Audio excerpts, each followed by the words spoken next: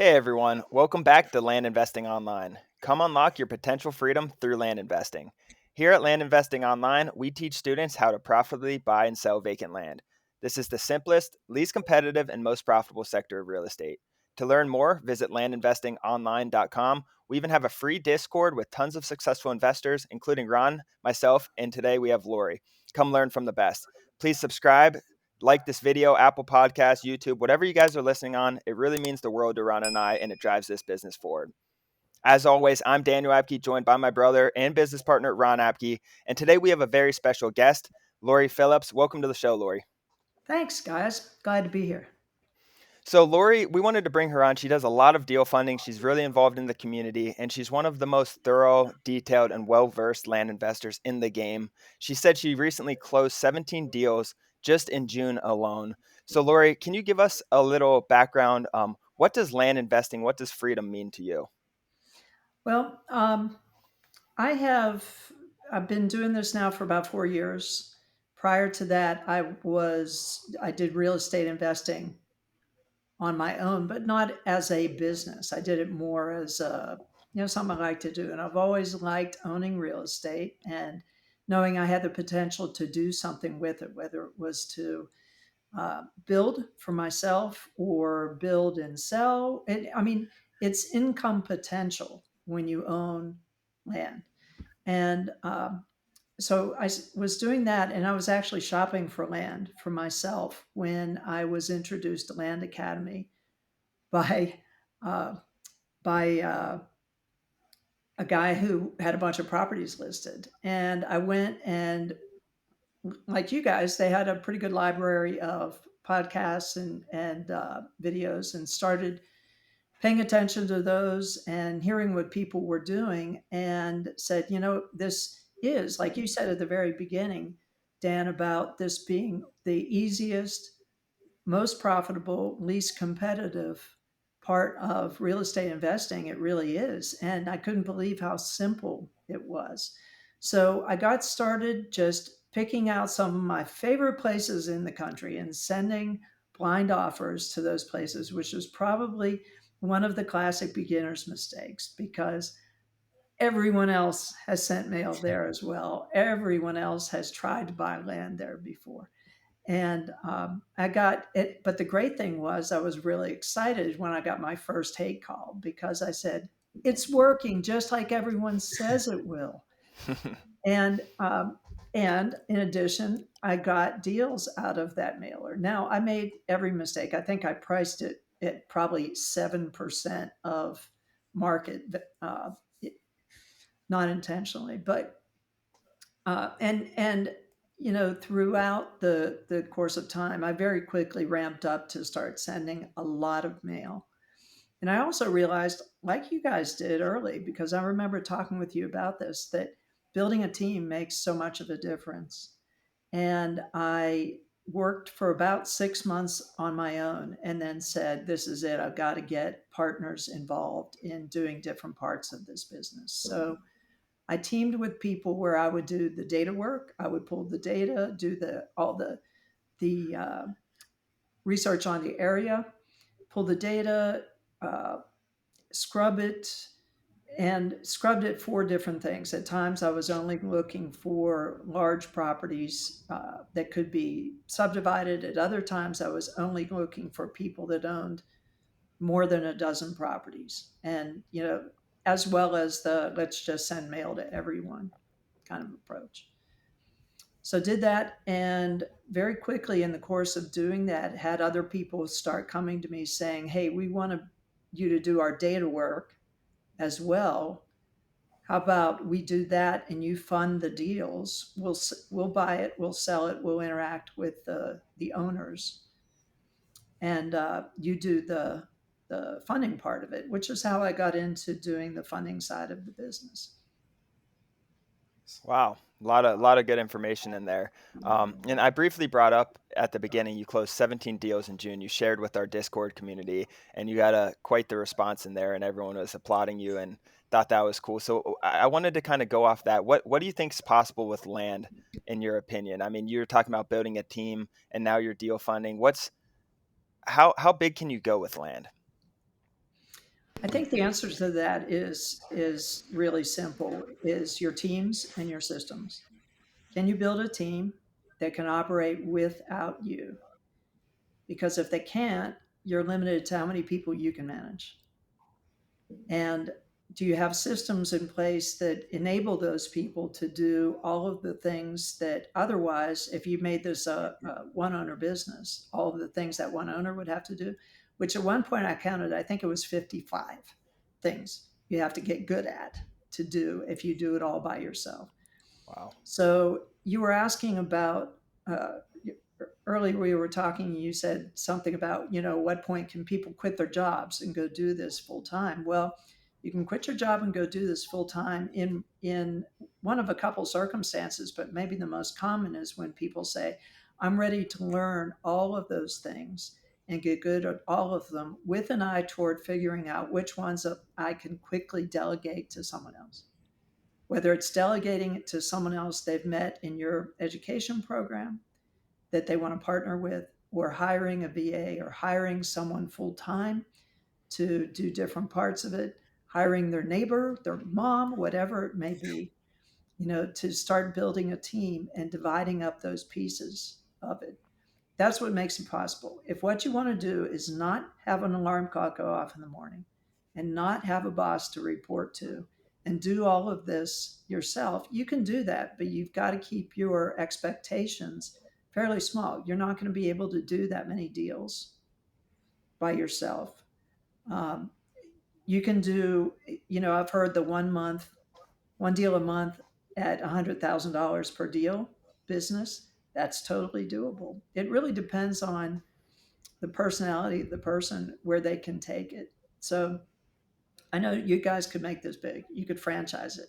You can franchise it. This is a franchisable business if you approach it the right way. But it comes back to people and processes.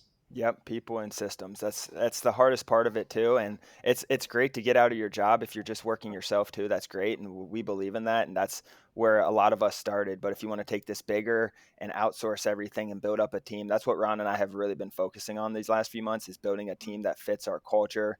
And it's interesting because I know you and I, Laurie, have talked about this before about selling a land business and the potential in the future. And right now, maybe it's not well known enough to maybe sell it. Maybe it is, but I had a friend here in Cincinnati, Ohio, sell a wholesaling business for a lot of money. And I'm like, if you can sell a wholesaling business, you can definitely sell a land flipping business, I would think, as long as you outsource and you have a team that is running all 55 of those parts and pieces to where someone else can come take it over and be that visionary at the top, acting CEO type of guy. Yeah. So that's really what it comes down to. But let's dive into finances a little bit, Laura. You said one deal a month. You've heard the one deal for $100,000 profit a month, every month works. But what you can share as little or as much as you're comfortable with. What have you seen as like from profit from when you started 4 years ago and what you're doing today? And you don't need to, it's really up to your comfort level. I wanted to dive into your land investing profits a little bit though. Sure. Um, I think in terms of profitability, the deals are fairly similar by size. So I'll give you an example. If I buy a property for $1,000, which I did a lot at the beginning, and sell it for 5 or 8, that was the case then, and it still is the case now. That's not hard to do, and if you have the systems in place where you can do a high volume of those, you can have a tremendous profit margin. Now, on the other side of that, the properties that you would buy for 10,000 now and sell for 50 probably don't sell for 50. When you pay $10,000 for a property now, it might sell for 20. It might sell for 17. Your margins are getting smaller as the dollar amount goes up. So a $100,000 property may sell for 160, right? And you're looking at that saying, well, I invested 100,000 in order to make only 60. Only in land investing would we say only $60,000, right? I love that. But I think as the dollar amount of the purchase price goes up, your overall profitability in terms of percentage goes down. So you've just got to look at what you're comfortable with spending. And are you comfortable with spending 100,000 to make 60? Or do you want to buy what, 20 of those little $1,000 properties and sell them in order to make the equivalent profit? So going off Dan, that, yeah, go ahead, Ron. let's dive into that a little bit. So obviously with those margins getting thinner and thinner, and I know how detailed you are, Laurie, with everything. Where are you kind of seeing, I would assume due diligence becomes more important because if we used to be able to buy for whatever, 100,000 and sell for 200, like your margins a little more room for error. There is more room for error. What's really important now, as far as is just going deeper into due diligence, getting realtor opinions on those big ones all the time. I know we just did a deal with you that size, buy for 90 and sold for 160, I think. And it's a lot of trust. Like you trusted us, like you were unsure at first and then a little bit of trust. But what's really important to evaluate those deals and make sure they're actually going to sell for that 160? Yeah, great question, because I've been going back and forth. I often have people ask me what I think about different deals, and they will have realtor opinions that vary from this property's worth 40,000 to this property's worth 140,000, and wonder, well, what's right? And they look at the comps, and Zillow comps say it's worth a lot, and LandWatch comps say it's not. And how do you reconcile all of that stuff? So comps are a huge indicator to us of the success of flipping this land, and both in terms of how long it takes to turn a property, how popular it is when we look at the views and saves on Zillow, and what the ultimate sale price is on those properties. They're huge. So that's part of it. But one of the things I do in terms of the land is I look at it and say, do I just like the looks of this land? If I like the looks of this land, someone else is going to like it too. Right. If I don't like it, they're going to have to love the price. And if I look at it and say, well, now comps become the more important factor because this isn't a lovable piece of property, but if it's priced right, someone's going to jump on it.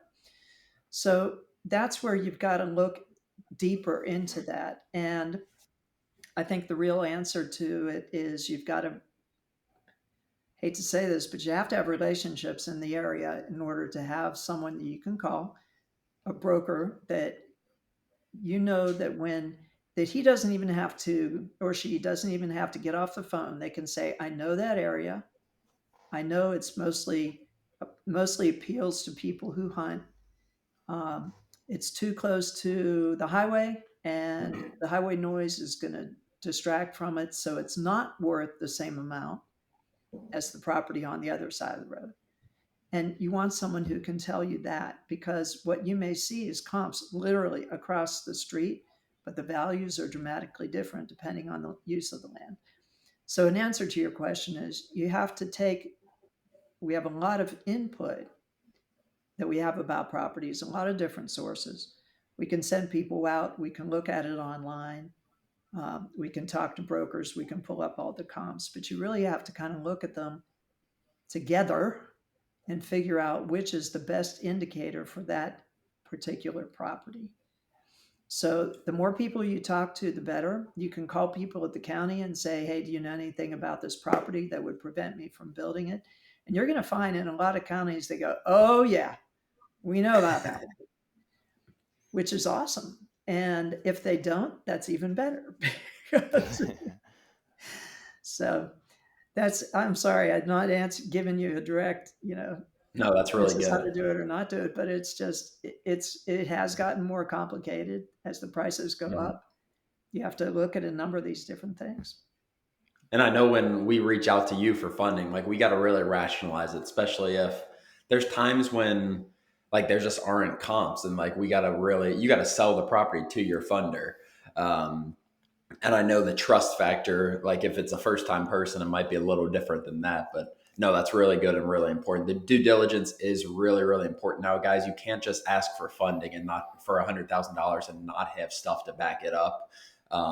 Realtor opinions, like when we get varying realtor opinions from potential funding partners, like it doesn't mean like I like it, I guess, but it's hard to trust people that you haven't actually talked to yourself. I think is that how you kind of see it, Lori? Like I have people and or they just bring one realtor opinion and it's just the best thing ever.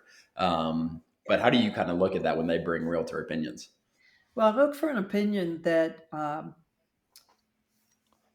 just confirms the conclusions I've been able to draw from the information I can gather without them.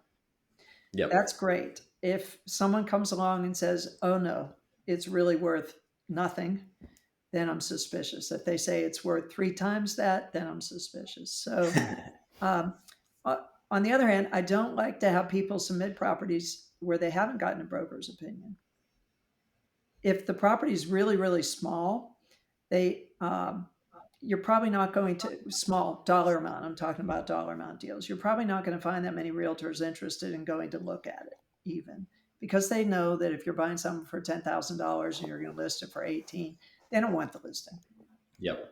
That's one of the reasons why we're successful in this business. Exactly. Exactly. We talk about that all the time, like the value we bring with sellers. Like they sellers can't find a realtor to sell their property for $15,000 for $20,000. Like we have trouble finding good realtors to sell our property for $100,000 sometimes, and that's just the reality of this business and the value we bring. But go on, Dan. I was just gonna say, Lori, what's your average deal size that you're doing now? You said you started off buying for 1,000, selling for five, six, seven, eight. What's your average deal now that you sell in this far in 2022? Ooh, um, 2022 average sale price is probably right around 100,000. Oh wow! Nice. And what's that look like from? Do you keep? Does that number keep getting higher and higher as you go on and gain more experience? It does keep getting higher and higher, and I am trying to basically move to that more to that one deal a month model. Love that. As a deal funder, you hate to say no to a good deal, but Right. I've also recognized that if it doesn't meet the criteria that I have, which is fundamentally, I want it to be a hands off deal for me. And I've worked with a lot of people that are brand new, and I'll walk them through the process. We'll basically buy the property, sell the property, close on the property together, and I'm coaching them the whole way through. But I won't do that twice with the same person. So I tend to I've built a number of investors that can bring me things last minute. When I say last minute, literally, can you wire the money in the next half hour kind of opportunity? And because I know who they are, I can say yes. I can do a very quick look at the property and say yes. But um, the size deals they bring will sometimes be a $40,000 purchase. Sometimes it'll be I mean, I bought some property in Texas that was either 11 or $13,000. I can't remember which for 10 building lots in a hot area of Texas. And they were all odd shaped. So they were together, but they were weird shaped and they were, you could build, they were within the setbacks and all that. So that was great. But that's not the typical size that someone would bring me uh, to find. But that was a person that fell within that description that I gave of someone who I can trust. And they say, "Hey, can you find this for me?" Yeah. Nice. So say someone comes to you and they're looking for deal funding. What what are you looking for? I guess say you don't know the person. What do you expect from them the first deal? What are you looking for? What are some attributes that you're looking for? Things like that for newer investors. You don't have that trust yet. How can they build that? And what are you looking for exactly? Yeah. I'm looking to see that they have a track record that they've bought and sold properties, and ideally that they have done so in the same circumstances as what they're proposing for this deal. So if they've done all of their deals as terms deals, for instance, and now they want to flip this one, and this is the first flip they're doing. To me, they're brand new. This is their first deal, and I'm probably not the right person to fund this for them. Um, the if someone is doing their very first title close on a property, I'm probably not the right match for them either. Because my expectation when I take on someone to fund is that they are already familiar with how to interact with a title company, when to be asking them questions, when to be following up, when to be getting back to me to be prepared to provide things or get ready to interact, for me to be getting involved with the title company. And so I'm looking for people who have that experience, who've done some deals themselves, who have done deals with title companies. If they're going to be selling it themselves for the first time, having always used a realtor, then I'm going to want to see some marketing presence. I'm going to want to see what they've done to put together an ad. I want to know what if they have a buyer's list, that kind of thing. Mhm. And if they're doing it likewise, they're doing it the other way around. They're using a realtor. Okay, tell me about that realtor. What do you know about them? Show me their listings. So once I've gotten to know someone, I'm not going to ask them these questions. But when I'm working with someone brand new, I want to make sure that they've thought all the way down the road. They've looked at the same things a funder is going to look at. Funder looks at risk. And what are the things that need to happen right, as well as what are the things that could potentially go wrong? And I want to make sure that someone who's coming to ask for funding for the first time has looked at things the same way and isn't just coming to a funder, because this is something you guys have probably experienced too. Here, would you fund this for me? And what they're looking for is one of two things. Would you do due diligence on this property for me? Mm. Number Yeah. one. Or number two, I think this is too high a risk. So I don't want to put my money into it, but let me get you to put your money into it. And that way, if it doesn't sell, I don't lose anything. Only you, Mr. Funder, does. So those are the things that, from a funder's perspective, I'm looking at and saying, that you kind of have to get a sense of how to filter those out from people approaching you. You guys smiled when I said that, so I know you know what I mean. Oh yeah, big time.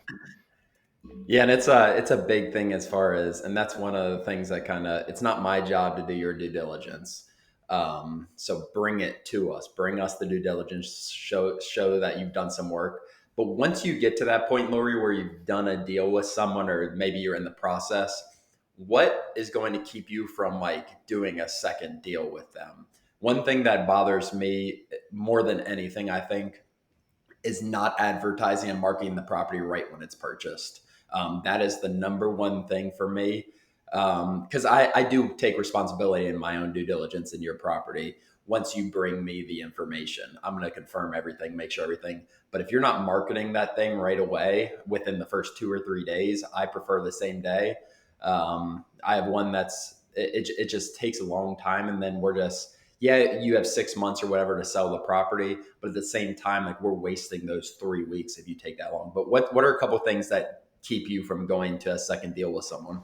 Yeah, what you just said is a big one. Another one is similarly when they hire a realtor to do it and then never follow up to see if the realtor even listed the property. Yeah, Jeez. yeah. 2 months later, I Oh, looked for it online, not even there. wow.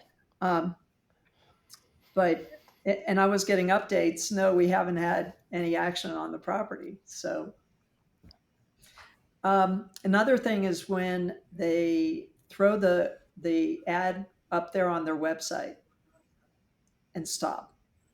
They don't do any active promotion of the property. You can't just say, "Well, I'm going to put it on my website and I'll post some things on Facebook and hopefully drive some traffic to my website."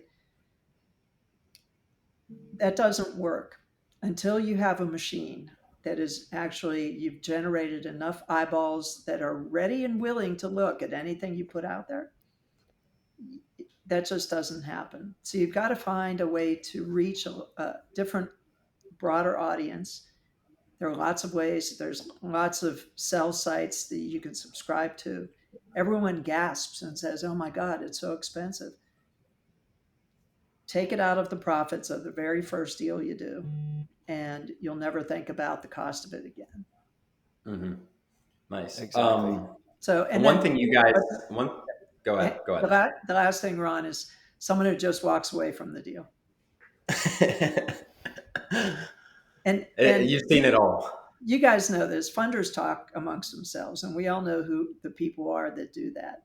And so there's kind of a blacklist of people Exactly. that we know amongst ourselves. Hey, don't fund Mhm. anything for them. Yeah. Yep. So, yeah. And I have funding contracts signed by people, and I never like they just disappeared and just went ghost 100%. Maybe they found $50,000 under their mattress or something like that. Um, And one thing you guys, that's a really important thing. Like it's a long term relationship with funding partners. Maybe you screw me and Daniel over. Maybe Laurie doesn't find out that you do that and you get a deal funded by Laurie, but someone eventually you're going to run out of money partners. And taking care of them is really important. Laurie and us wouldn't have the relationship we would have if we didn't take care of her when she funded our first deals. When we're asking for $80,000 and we're really quick with responding, and we get her whatever a $40,000 profit within a few months. And just the responsiveness. Like Lori closed 17 deals last month. She's not going to be able to keep track of everything very detailed, but she's going to know when someone screws her over. And same thing with us. Like it's really important to take care of your partners. And I get passionate about this, Lori, as a funder myself. And I'm sure you do too, but it's part of the business. I understand that. But it's such a long term game. Like this business is going to stay around for a long time. Yeah, really with everything we do, you got to think of sustainability. Like I said, if you want to grow your network and keep growing, you run out of money eventually. And I always tell, like, we still get funding for our deals. We also fund other people's deals. It's because I always say, Lori, as you're growing your acquisition side, and if you're growing your acquisition side, your for sale side is always going to be smaller because that side's growing. So that's kind of what I always kind of emphasize. I don't know where my video went. You're good. You can go ahead and talk. Okay. Um, go ahead and talk. Thanks. Um, the other thing that, from a funder's perspective, is really painful is when someone doesn't sell the property and you've allowed them an open-ended contract to do so.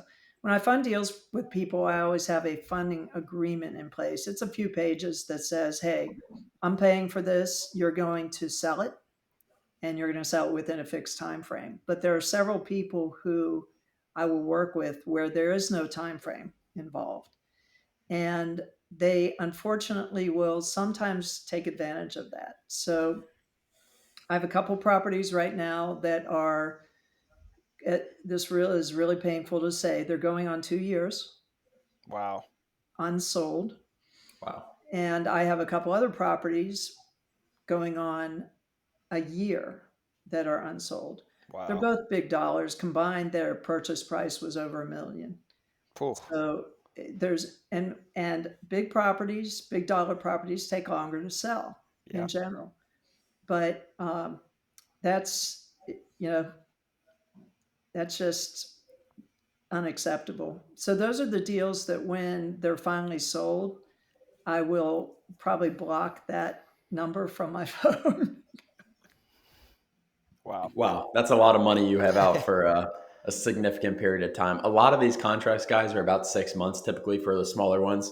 And Yeah. like Lori said, the bigger ones do take longer to sell. But if you don't feel like someone's actually working for you and you have that kind of money invested, like I can't imagine. Like I understand that's a long time. You said 2 years for a couple of them. Yes. Wow. Going off that, Lori, what would you say? We'll kind of get things wrapped up here. What's one advice you would give to someone new or someone who's just starting out or someone who's even considering starting and they're doing their education right now? What's one advice you would give to them just starting out? Um, I would say, I mentioned it earlier, there's 55 parts to this business. You can look at it and say, well, I really like the concept and I really want to do this, but I'm really afraid of this. I'm afraid of taking calls from sellers or whatever the case may be. I'm afraid of messing up the mailer. I don't know what I'm doing with Excel. There's a number of things that different people are going to feel, and I would say don't worry about those. You can find help with all of those things. You can find ways to do it. However, I strongly recommend that you at least try those things enough to get familiar with what they are and how to do them. So, for instance, if you didn't do a self close ever on a property yet, I really encourage you to do it. I encourage you to try it.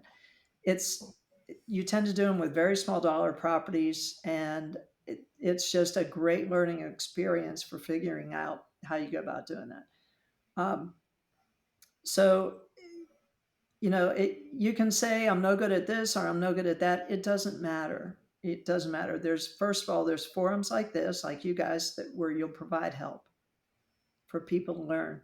You also help people make connections with other Mm. people who are really good at that. And that is, I mean, that's invaluable.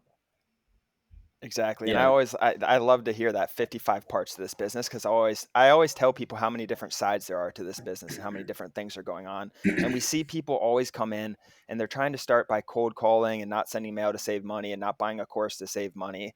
But I tell them the cold calling is one part out of 55. So whether you get that, we hear a lot of people cold calling now, Laurie. I don't know if you've heard that. There's a lot of people who are looking to do that to save time or save money on mail. Have you heard of that at all?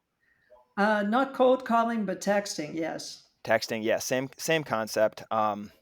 But yeah, there's so many parts of this business, guys. If you're gonna have to educate yourself at some point, there's 55 parts. Even if you learn the cold calling or texting, there's so many different parts, like Laurie said. But Laurie, how can people reach you if they want to network and get some deal funding or want to partner with you? What's the best place for them to reach you? Probably the best place to get me is on Discord. Um, Right. uh, I'm trying to think of my Discord name. Laurie Phillips. Yeah, and you're active in our Discord. You'll see Laurie. Yeah, I'm She's active in. active in the Land Investing Online Discord, so you can reach out to her directly. Just Yeah, private message you then, Laurie, if they want to reach out. they can private message me. That'd be great. Awesome. Nice. Ron, do you have anything to add? No, that was really informational. I love talking to Lori. She's so detail oriented, and she's doing amazing in this business. Like Daniel said, and we've said multiple times, closing 17 deals, selling 17 deals in a month is no joke. It takes a lot of systems and people around her that are great at this business as well. But no, it's great talking to you, Lori. Well, thanks, guys. I enjoy your success has been phenomenal, and I enjoy watching it. So, Yeah. Well, congratulations. thanks for joining us, Laurie. We've learned so much from you, and we're excited to have you on. I hope everyone got something out of this. But other than that, guys, thank you for joining. To get started and to unlock your potential freedom, visit landinvestingonline.com. Join our free Discord where Ron and I are involved. Please like and subscribe our YouTube channel, Spotify, Apple Podcasts, whatever you're listening on. It means a lot. Other than that, we'll see you next episode. Thank you for joining. Thanks, guys. See you guys.